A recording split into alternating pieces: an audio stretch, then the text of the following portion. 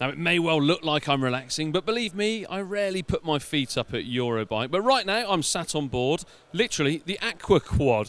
So we're going to go on and take a look at some more hidden gems here at Eurobike.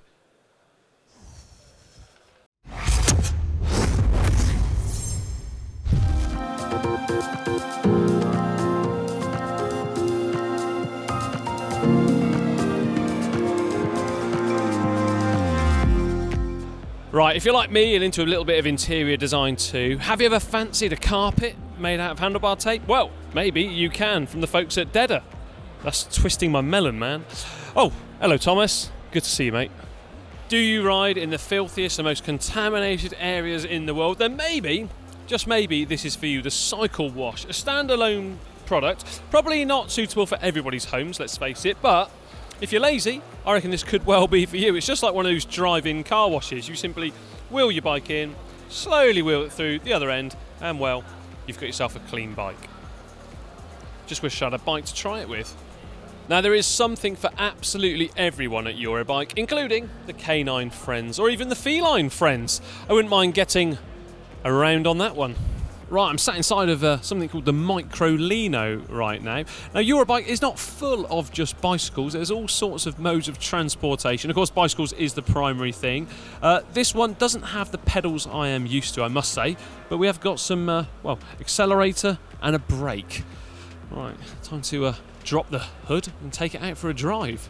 Wandering past a little booth here, and something that caught my eye was these shoes from Biomech. Incredibly flat. Incredibly light as well. In fact, when I first picked them up, the words I said, well, I can't really repeat them because these, I don't think there's a lighter pair of shoes out there. Possibly, but they are in fact custom made to customers' specifications.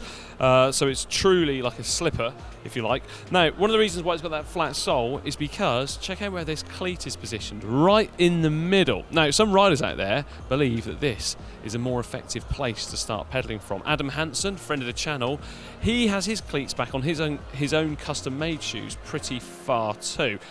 Nowhere near that, but that has got me thinking. Back in about 2004, I raced with a Swiss guy, and he had his just there too. And I wonder if it's the same bloke, actually. I need to pop back a bit later on and hopefully bump into him.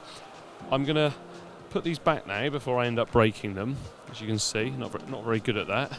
Right, let's have a look then. Another pair of shoes over here. These are, again, super light, and I love them. These from a company, well, called Ginia there, and you can see, look how thin that is. I love that. It reminds me, there's a pair of Nike shoes at the moment that are available out there, and they have that as well. This is incredible. Honestly, I can't stop saying incredible. The weights of these shoes, they're blowing my mind. Oh, look at these. Imagine me dancing in those. Actually, don't imagine me dancing in those. Now, if you've had your frame resprayed, or maybe you've got yourself a blank frame, you're going to need to deck it out with some decals, or decals. Now, this company behind me, Manda, they're actually producing all sorts of decals and decals and stickers and all sorts, including some very fancy head tube badges. It's amazing these days how many bikes don't come with a really elegant head tube badge. Check these ones out here. My favourites, probably the Abarth and also the Buccaneer. I love that Buccaneer. This is the Brico Cerebellum 1 helmet, and it incorporates 2 HD cameras on it, both front and rear. So you can see there in the front, just hidden away. It's ever so subtle, actually. Really, really subtly done. And also the rear one there, just facing downwards, if you like. Now, what's the reason behind this? Well, you can stream your bike rides straight from your smartphone, so your friends can have a bird's eye view and see exactly where you're going. And also, it acts, I guess, as like a safety feature too. So if you were to have an accident, the helmet detects that and actually continues to record for a further 2 minutes. Doesn't overwrite anything whatsoever and automatically uploads that footage onto a cloud-based server, meaning that you could use that for whatever you would want to, I guess, you know, possibly legal things, something like that. It's never nice really to talk about accidents, but for a helmet with all this tech integrated, it looks pretty good. It reminds me as well of the Brico that Cipollini used to use back in the 90s, the Lion King. Just over on the Cyclo stand, check this out. I've got some customised artwork on top of my coffee, GCN. How cool is that? I need this in my life. I need one of these.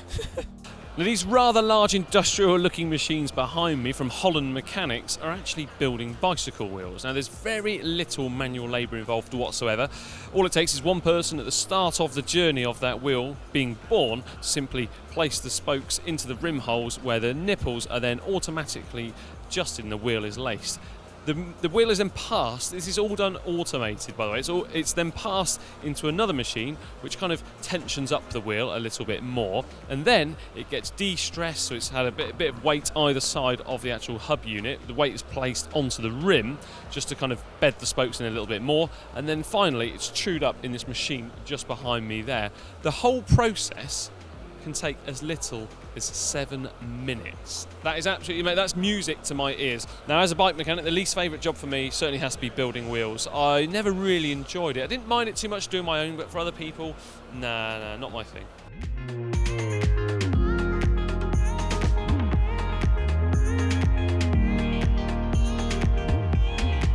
Look at this then. I know it's not a bike, but it's certainly worth a look, isn't it? It's like an off-road e-scooter, the Oscar Beberhut.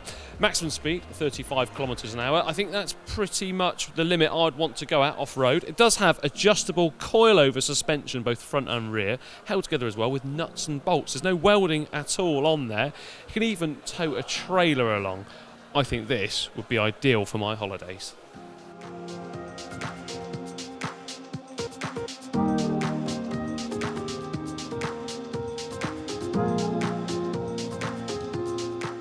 Commute by bike and don't have enough room in your backpack for your helmet once you've arrived? Well, Kloska, the German brand, may well have the ideal helmet for you. Just watch this. A collapsible helmet. Ingenious. This is Kinster, a portable barbecue for your bicycle. I tell you what, my Christmas list is getting bigger and bigger at this show. I know we don't always have the perfect weather for it in Britain, but I'd love to have one of these on my bicycle. So, this grill easily removes from the bracket on the front. Just going to be very careful here. And the bracket too can be removed. And then, once you're out and about, you can actually extend the barbecue, like on the table here, and well, fry away to your heart's content, or grill away, I should say. Love it. I've just been chatting to a lovely couple from Japan, sharing tales all about my little trip out there last year, but I'm not going to bore you with that, because I've just been, well, telling them all about it. Instead, I'm going to tell you about these grips from Shakes. Now, they make some brake lever hoods as well in different densities, meaning you can have a firmer one or a softer one, and also customising all sorts of different colours that look pretty good.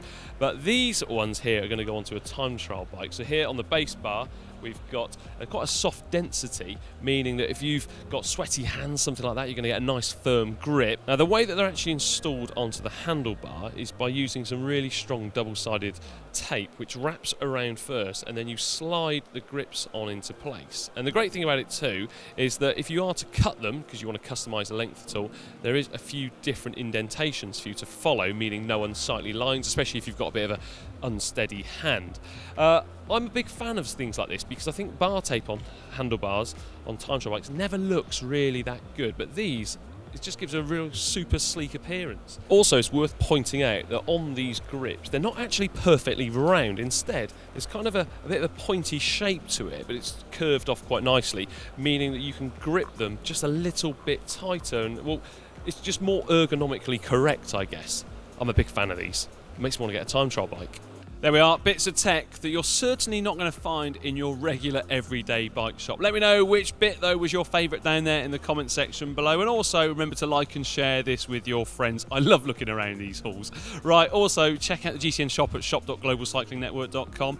And now for 2 more videos from Eurobike, click just over here and just over here.